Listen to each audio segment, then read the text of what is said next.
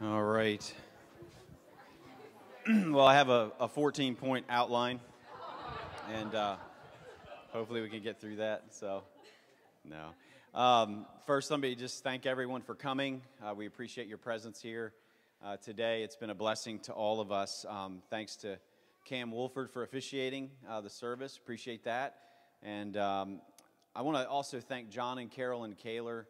I don't think John's here. Carolyn's out of town, but part of the premarital counseling process was to meet with John and Carolyn, to meet with a mentor couple, and they met with John and Carolyn Kaler, and I appreciate the input that they poured into their lives over, the past 3 months. They got engaged 3 months ago, so 3 months. So that was a blessing. And thanks to my wife, Jen. She's an amazing woman, amazing person. And an amazing mother, and she's done an incredible job in pulling a lot of what you experienced today off. And I was just kind of like the laborer, and I did what she told me to do, and it worked out well. So thanks to Sean and Maria as well. Thanks for all that you did, and all of your family. It's been a blessing to get to know you guys, and we look forward to the future. So it's going to be exciting. I have a couple memories as I think back about Sierra. One distinct memory I'll never forget. It was so funny. Jen and I went to the doctor. She woke up that morning, 8 a.m. on a Sunday morning. She said, "I think my water broke." And I'm like, "Oh my goodness." So we rushed. It was kind of one of those scenes. We rushed to the hospital. Her water wasn't broke, but then the doctor broke it, so she stayed. And I remember about 4 in the afternoon, Sierra was born. It was like the most incredible experience I'd ever had in my whole life. I still remember it. In fact, I didn't film the whole birth, but I did film when they put her in the little incubator thing, or the whatever, it wasn't incubator, but the little thing. And I didn't even know I'm filming this, and I'm just talking to the camera. This is amazing. Oh my goodness! And I didn't realize she wasn't breathing. And they're putting tubes down her throat to clean her lungs and stuff. And I was just overwhelmed. And one of the things that struck me in those early days that early hours was they kept referring to Daddy or Dad. "Oh, look, Dad, this." And I'm thinking, why are they talking about my dad? He's not in the room. Literally, and it dawned on me about 15 minutes later, they're talking about me. I mean, it was that kind of shock for a second that I'm a dad. This little child is my kid. And it was amazing and overwhelming. Sierra was an amazing kid. I don't exaggerate when I say that. Obviously, raising children is always an adventure. You have your ups and your downs and your challenges. But one thing about Sierra that some of you may not know was Sierra was often in my life, she was in competition with the Holy Spirit. And she was the one who was always like pointing out my faults and my failures and letting me know those things. I remember one specific day I had this really high dollar stereo system. Now, this is back some years ago when this stereo came out of the dash and flipped up. It had a screen. It was like expensive. Had all this hardware underneath the seat. Well, one night something happened to the windshield and all this water ran down into the floorboards, flooded the inside. I knew it was going to destroy this expensive stereo. I was taking you to school. I don't know if you remember this. I was taking her to school, and I just got a cell phone. So this is way back. Cell phones were still kind of new. I called Jen, and I'm like, typical ranting and raving. "I can't believe this. The stereo's burned up. It's not going to work anymore." And finally, I hang the phone up, and then I hear from the back seat, "Daddy, doesn't the Bible say all things work together for good?" And I was like, "Oh, man." So that was fun. But anyway, I'm thankful, so thankful for the amazing woman that you have become, and just to see how God has worked in your life from the time you were little up until now has been just a huge encouragement to your mother and I. I don't take credit for that. It's God's faithfulness, and so we're thankful for that. And David, we're thankful for you too. I still remember we were in Massachusetts in a hotel room, and I find out that my daughter's on a dating app. And that was enough to just about make me lose my mind. And then she's telling me that she's met this guy, and I'm like, "Okay, who is this guy?" I said, "I need names. What's his church?" I'm asking all these questions, and so I think it took me about 10 minutes using my Jack Bauer skills to finally find him on LinkedIn. And I'm like, okay, this guy, he's a consultant for this company, and I'm digging around trying to find out more information. And then so they go out. I think, if I remember correctly, the story, you guys met like halfway from D.C. to here. And then the second time you came to our house to meet us. And just to show you, when David said he thinks she was the one, so this is what happened. David comes into the house. We start talking. And within like 5 minutes, I'm like, I like this guy. I'm like, we're talking about theology, about the Bible. And it was really, I was just like, wow, this is awesome. And so Jen had to take Olivia somewhere. So it's just the three of us. And they're supposed to go on a date. And I'm like holding them up. And Sierra's just sitting there watching him and me talk. And then finally I was like, oh, you guys go ahead, go on your date. And then after they leave, Jen calls me. And she's somewhere, and she's like, hey, what'd you think? What'd you think? I said, you interrupted me. I was praying. I said, I was praying that she would marry this guy. And so that was my first impression of David when I met him. And so we are super pumped and excited and so thankful for you. And like Olivia said, it's just a blessing to see the way that you care for Sierra. That is a big deal for me as a father. And I've also just so appreciated the way that you seek out godly counsel, godly men. That is such a big, big deal. I can't emphasize that enough. I think you guys take advantage of your local church and the godly men in your local church. Do it. Why would you not use that resource? Follow David's example in that. It's been a blessing for me to see that and to know that my daughter is going to be married to a guy like that. So encouraged, so happy.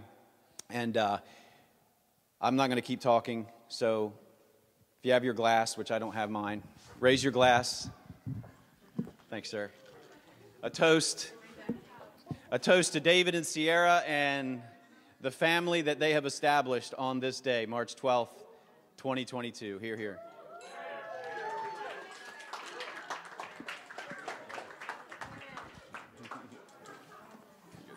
David. Come on out.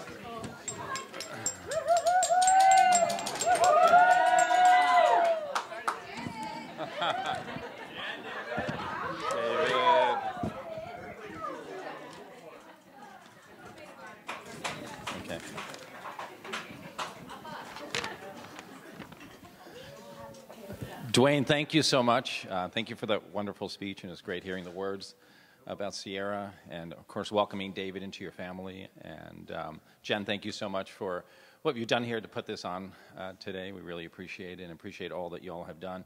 I know we don't know a lot of you here. Hopefully you'll get to know us through David and also get to know us a little bit more through other means.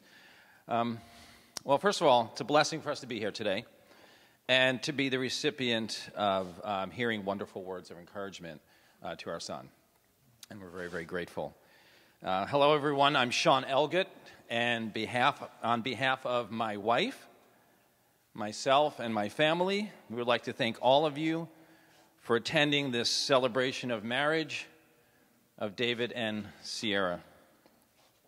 I am the father of the groom, and I'm not sure you all know us. However, what I like to do is quote one of my favorite writers, authors, theologians, Oxford professors, J.R.R. Tolkien, who said this. And some of you who are classically educated, are there any classically educated people here? I think we have a couple. I don't know half of you as well as I should like, and I like less than half of you half as well as you deserve. And that is my welcome to you all. But now for David. David's been a true joy watching you grow up and, of course, taking part in the process. From the time you were born, you have brought great joy and happiness to your mother and I. You were always the one with a smile on your face, a song in your heart, and a tap in your step. Your childhood years could be described as happy-go-lucky. As you let few things really bother you, you were always quick to forgive, and you counted most things in your life joy. You were the joyful one. That being said, I'm not quite sure I can say the same thing about the years when Mom was homeschooling you.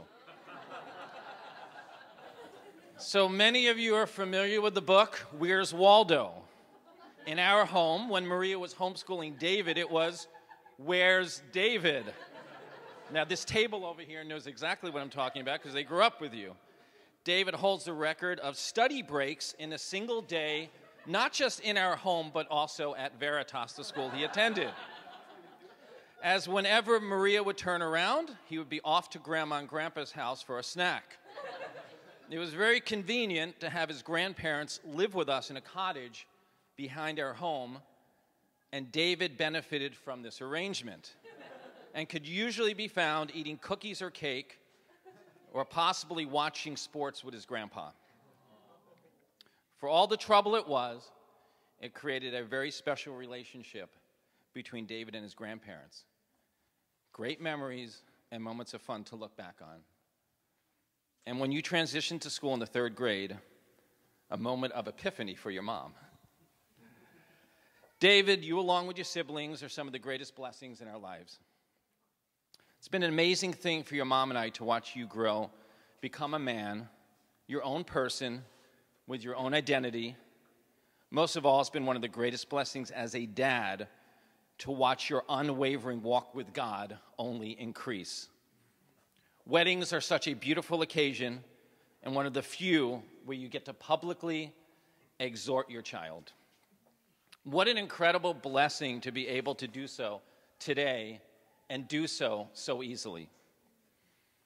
I once again would like to thank Dwayne and Jennifer for raising such a wonderful daughter, Sierra, who will love and cherish our son so dearly.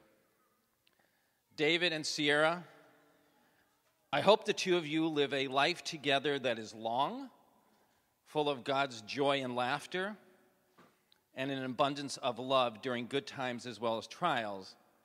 May you rely on God and have each other to lean on.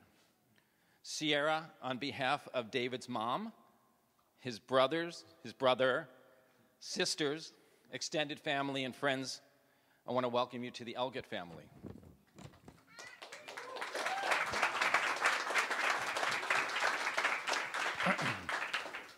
Now, my kids know me, so they know that I would be remiss to conclude a speech without a quote from one of my favorite comedians from my era, the 1980s, Rodney Dangerfield, who said the following about marriage. He said, marriage is like a deck of cards. In the beginning, all you need is 2 hearts and a diamond. But by the end, you wish you had a club and a spade.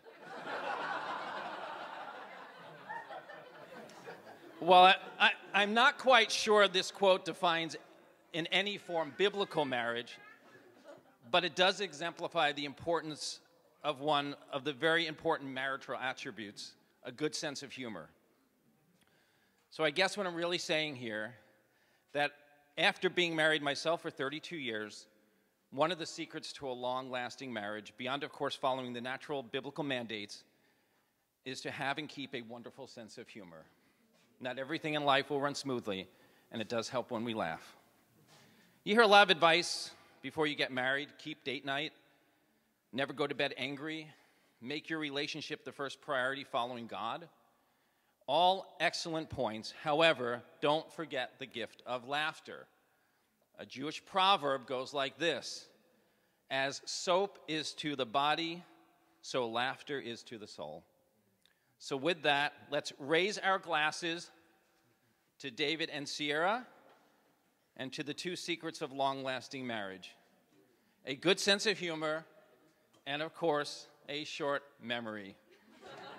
Cheers.